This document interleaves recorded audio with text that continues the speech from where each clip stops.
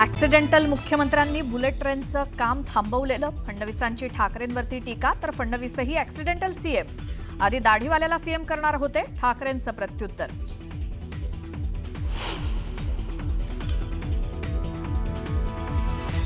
जमीन गैरव्यवहार प्रकरणी पार्थवरती गुन्हा का नाही हे मुख्यमंत्रीच सांगू शकतील, शरद पवारांचं विधान. तर कंपनीकडनं ज्यांनी व्यवहार केला त्यांच्यावरती गुन्हा, मुख्यमंत्र्यांचं उत्तर.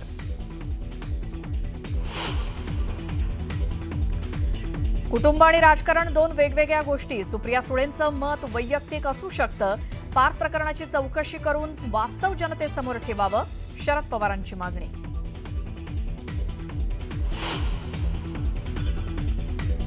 काही न करता तुम्हाला फुकटात जमीन कशी मिळाली, पक्ष चोरले आता शेतकऱ्यांच्या जमिनी चोरतायत, उद्धव ठाकरेंचा अजित पवारांवर हल्लाबोल.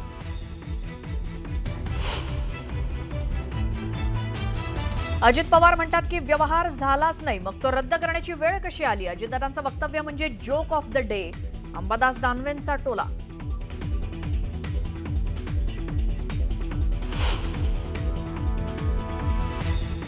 मनसेबाबत महाविकास आघाडीनं एकत्र बसून निर्णय घ्यावा, काँग्रेसनं टोकाची भूमिका घेऊ नये. राज ठाकरेंबाबत पवारांचा काँग्रेस नेत्यांना महत्त्वाचा सल्ला.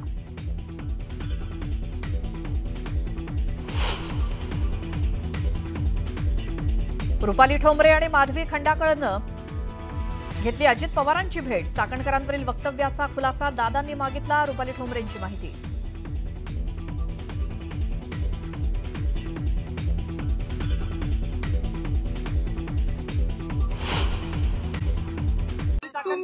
तुम्ही जो सकाळपासून किंवा 2 दिवसापूर्वी नाहक एखादी जी महिला जिनी लाईव्ह केल्यानंतर, मी बीड मध्ये असताना तिने लाईव्ह केलं होतं, माधवी नामक खंडाळकरनी, त्याचा तुम्ही व्हिडिओ चालवला. त्या व्हिडिओवरनं ते जे काही वाद झाले तिने सांगितलं की रुपाली पाटील ठोंबरे आणि तिची बहीण तिची मावशी यांनी मारलं. त्याच्यानंतर मी बीडमध्ये होते, बीडमधनं इथं मी येतो. या दोन्ही केसेस, हा ज्या वादावादी किंवा जो काही प्रसंग घडलेला, तो प्रसंग त्यावेळेला पोलीस स्टेशनमध्ये वाद गेला होता, तो वाद संपवण्यात आला होता. आणि तो वाद संपवल्यानंतर, लक्षात घ्या, तो वाद संपवल्यानंतर दुसऱ्या दिवशी तातडीने पुन्हा एकदा त्या माधवी खंडाळकर यांनी सीपीला तक्रार दिली आणि अर्ध्या तासाच्या आत हा तक्रार गुन्हा दाखल करण्यात आला. मग माझा प्रश्न एवढाच होता, दोघांच्या तक्रारी तुम्ही मागे घेतलेल्याचं तुमच्याकडे शूटिंग आणि त्याचे दस्तावेज पोलीस स्टेशनमध्ये आहे, तर मग आमचा गुन्हा का नाही घेतला. त्यासाठी मी पोलिसांकडे गेलो होतो, त्यांनी गुन्हा दाखल केलेला आहे. माधवी खंडाळकर आणि तिच्या भावावर 354च्या विनयभंग केला म्हणून आणि बोलायला आलेल्याच्या अंगावर डायरेक्ट गेलेल्याचा तो गुन्हा दाखल केलेला आहे. आता माधवी खंडाळकर राज्याचे उपमुख्यमंत्री यांना भेटायला आल्या, साहजिकच आहे. माननीय अजितदादा महाराष्ट्राचे राष्ट्रीय अध्यक्ष, महाराष्ट्राचे नेते राष्ट्रीय अध्यक्ष आहेत, त्यांना कुठलंही सर्वसाधारण व्यक्ती भेटायला येऊ शकतात, त्यानुसार त्या तिथं आल्या होत्या. माधवी खंडाळकरांचा गुन्हा कोणाच्या सांगण्यावरनं दाखल करण्यात आला त्याचाही तपास व्हावा म्हणून मी सीपीकडे तसा अर्ज केलेला आहे.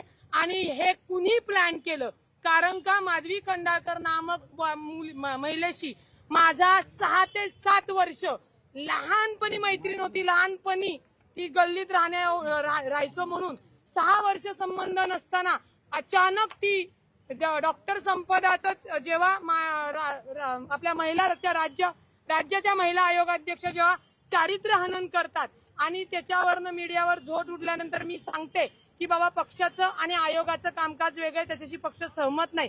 त्याच 28 नोव्हेंबरला ती पोस्ट माधवी खंडाळकर करते. ती पोस्टही मी तुम्हाला दाखवू शकते.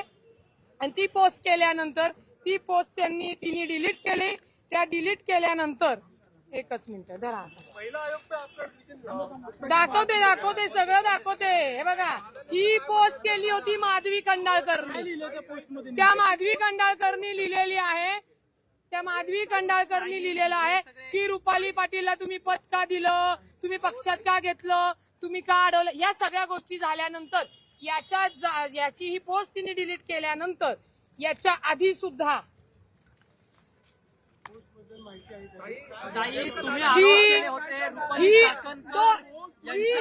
20 जून 2024 सालची पोस्ट स्क्रीनशॉट बघा. तेव्हाही सुद्धा एका दुसऱ्या महिलेला उभं करून माझी सोशल मीडियावर पोस्ट करणारी चाकणकर मॅडमची ही मुलगी आहे. हा 20 जून 2024 मंगळवार. स्नेहल चव्हाण, सोनाली गाडे आणि ही मी स्वतः हे स्क्रीनशॉट रुपाली चाकणकर यांना व्हॉट्सअपला पाठवलेले आहे.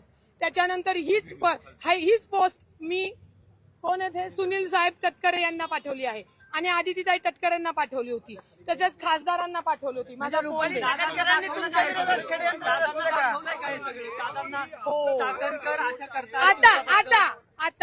आता तुमच्या सगळ्या प्रश्नांची उत्तरं मी खरंच देणार आहे. हातात राहू दे.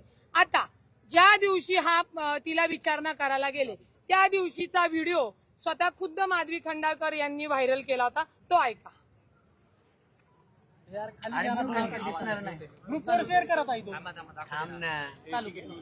एकच मिनिट. ब्लूटूथ बंद कर तुमचं.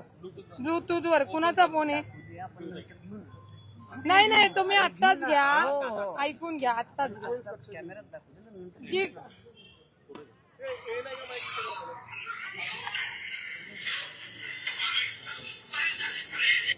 चाकणकरांना फोन कर. रुपाली चाकणकरांना फोन कर. हा व्हिडिओ मी तुम्हाला पाठवते. हा तिच्याच अकाउंटवरनं डाउनलोड केल्यामुळे तुम्ही नीट ऐकला की लक्षात येईल. म्हणजे जिथं रुपाली चाकणकरशी काही संबंध नाही म्हणणारी महिला त्याच भांडणाच्या वेळेला चाकणकरांना फोन कशी काय करू म्हणते. बरं हे तर आता मी तिच्या घरात कॅमेरे लावलेले नाहीयेत. हा व्हिडिओ तिने तिच्या याच्यावर टाकला आणि तो मी फक्त घेतला आणि माझ्या वकिलीच्या यांनी तो त्या गोष्टी सगळ्या तुमच्या समोर. महिला आयोगाच्या अध्यक्षा महिलांचा शारीरिक छळ करतात, मानसिक छळ करतात असा तुम्ही आरोप केला होता. खरं तर याची चौकशी व्हायला पाहिजे होती. मात्र पक्ष तुम्हालाच नोटीस पाठवतो आणि कारणे दाखवा म्हणतो. अजिबात नाही. जी काय तुम्ही चुकताय. दादांनी सांगितलेलं आहे की त्या माधवी खंडाळकर पण तिथं आल्या होत्या. आता त्यांना कुणी पाठवलं नाही. आता त्या फोनवर बोलत असताना पण कुणाशी बोलत होता तोही सीडीआर काढायला मी लावलेला आहे. असो दोन्ही हे जे काही वाद आहेत हे वाद आता एकमेकांच्या विरोधात तक्रार राखून पोलीस स्टेशनमध्ये आहे. पोलीस त्याच्यात तपास करतील आणि पालकमंत्री म्हणून दादांनी सांगितलेलं आहे की याचा पूर्ण जो काही रिपोर्ट अहवाल आहे त्याच्यात कोण चुकलेले आहेत. रुपाली पाटील ठोंबरे चुकली आहे का अजून खंडाळकर चुकलेला आहेत का याला खंडाळकरांना चालवणाऱ्या चाकणकर चुकलेला आहेत त्याचा अहवाल पोलीस तिथे दादांसमोर ठेवतील.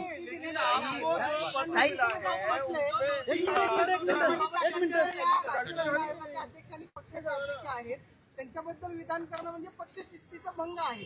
तुम्हाला असं वाटतं का की रुपाली चाकणकरांवरती बोलल्यामुळे जी तुम्हाला नोटीस आलेली आहे त्याच्यामध्ये स्पष्टपणे म्हटलं की त्या तुमच्या पक्षाचे अध्यक्ष आहेत त्यांच्यावरती बोललात म्हणून तुमच्यावरती पक्ष शिस्तीची कारवाई का करण्यात? एक लक्षात घ्या, राज्य महिला आयोग हे संविधानिक पद आहे. ते पक्षाचा विभाग नाही.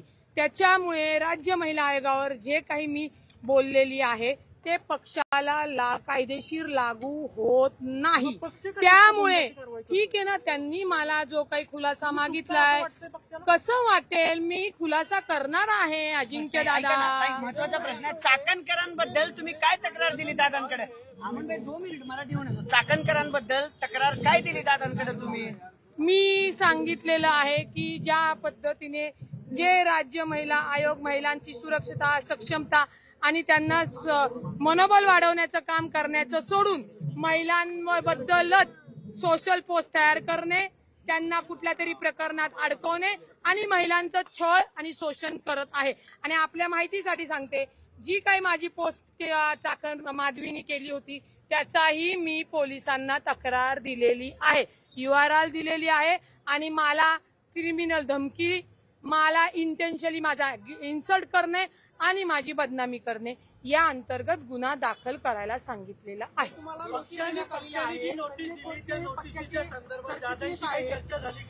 मी त्याच्यामध्ये खुलासा देणार हे दादांना सांगितलेले. बरोबर. ऐका ना, त्या माधवी खंडाळकरांनी सांगितलं की दादा असं म्हणाले की यातून मध्यमार्ग काढू, असं काही सांगितलं का? दादा राज्याचे मुख्यमंत्री आहे, उपमुख्यमंत्री, लवकरच मुख्यमंत्री होणार आहेत. दादा हे राज्याचे उपमुख्यमंत्री आहेत.